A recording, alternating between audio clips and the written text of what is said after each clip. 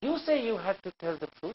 In which case, why did you settle out of court with Hasmat Jalal? When Hasmat Jalal first accused you of writing fantasy and fiction, you retorted that he was speaking a pack of lies. And yet when he took you to court, you settled out of court. No. You agreed to remove his name. You agreed to, in fact, expunge large sections of the description of your relationship with him. Why? It was actually done by my publisher.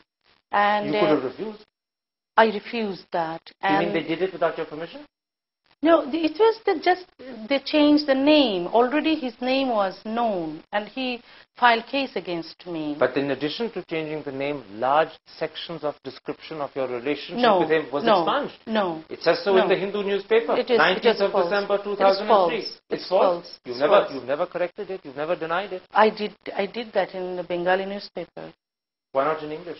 So they didn't ask me. All right. At least you changed the name. If you believe what you were doing was justifiable and that you were telling the truth, why change the name? I didn't want to change the name, but it was publisher's pressure that I had to change the name. Why did you give in to pressure? I didn't want to. But the publisher censored my book a lot. Without your permission? Without my permission. Did you consider taking the publishers to court? I did not. And I don't think that it is a compromise.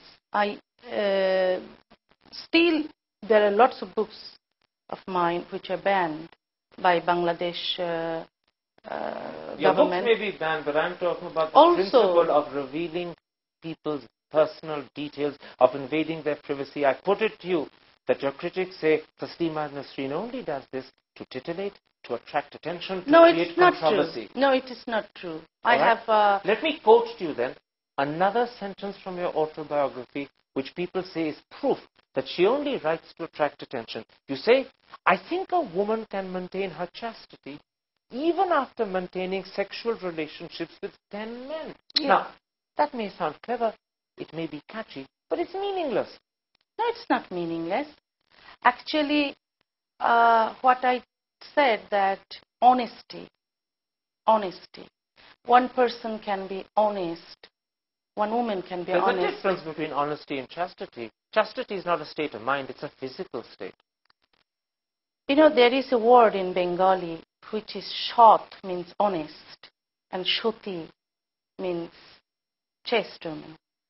So there is no word for man in that sense.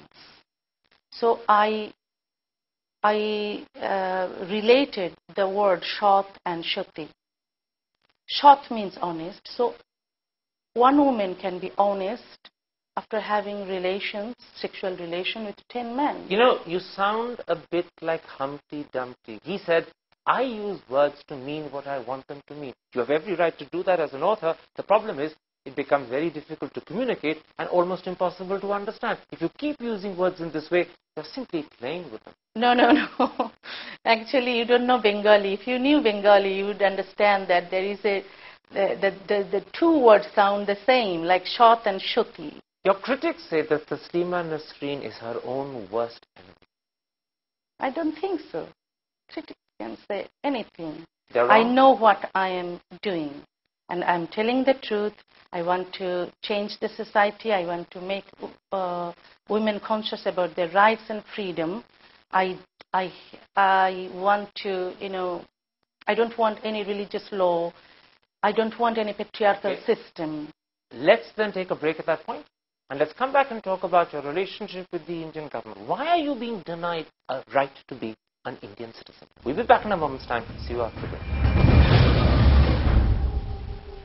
Ms. Nasrin, let's turn to your application to become an Indian citizen. It's almost 2 years since you applied, and even so, you haven't as yet got a decision. And in the meantime, your visa is only extended 6 months at a time. Do you think you're being treated fairly? I don't think so. Why? Because, the most of the people in this country, as far as I know, want me to be a citizen of India. I was persecuted in my country. I had to live in exile for more than 12 years. And my language is Bengali. I love to live in Bengal. I love to live in India. And it's humane to allow me to live in India. For 2 years, the government hasn't given you a decision. How much tension, how much unhappiness has that caused you?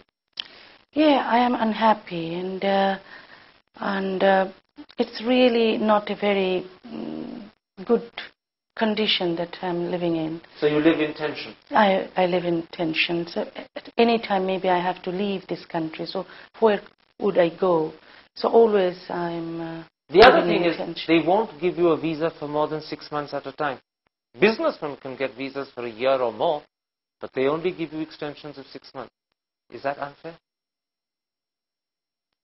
It's fair or unfair, I don't know, but I'm unhappy with the way I have been treated by Indian government. In March, you told PTI that the hold-up was because the West Bengal government hadn't given a letter recommending that you should be made an Indian citizen. Why is the West Bengal government dragging its feet?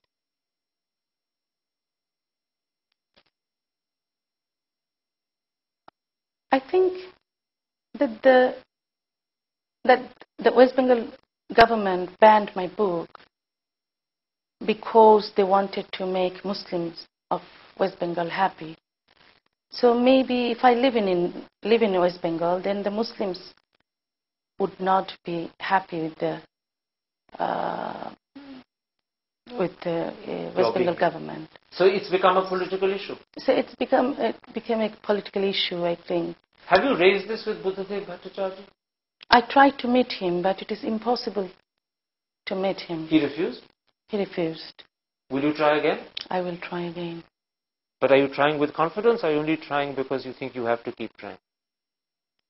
I have to keep trying. I love to live in India because it's important for me to live in India. In the meantime, the All India Ibtehad Council has announced a bounty of 5 lakhs for your life. Do you feel safe in India? It's not safe, but I love to live in India. I would live in India if I get any chance to live in India. But are you scared that some fundamentalist might come and shoot you? That some madman might come and shoot you because there is a 5 lakh bounty on your head? It can happen anywhere in the world. Fundamentalists are everywhere in the world. When I was living in Bangladesh, the fundamentalists could kill me at any moment, but I wanted to live in Bangladesh. I was thrown out of Bangladesh. And when I was living in Europe, I got security, but still fundamentalists could kill me there. You know, Theo van Gogh was killed in Amsterdam. So you're not scared that a fundamentalist will come and kill you in Calcutta because there's a bounty on your head? No, I'm not scared. The paradox is today, the situation in Bangladesh is changing dramatically. Democracy is being revived, jihadists are being arrested, even killed, and people are breathing freely again. How do you regard those changes in your home country? I think it's temporary. Temporary? Yeah. You don't think this is the beginning of a change in Bangladesh? I like to think that it's a beginning of change, but who would come in the power?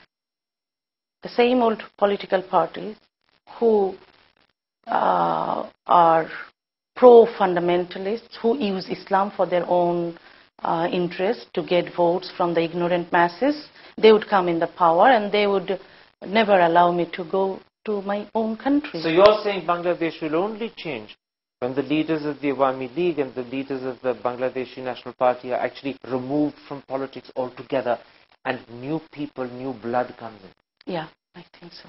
A revolution is needed. A revolution. Let me quote to you what the editor of the Bangladesh paper, the Daily Star, wrote on the 21st of March about you. He says, "It is time that the state moves to reinstate the rights of a woman who has been wronged for 13 years. She belongs here whether or not you like it." Yeah. It's wonderful. I felt so happy that somebody supported me in Bangladesh. But this is one lonely voice. On lonely voice.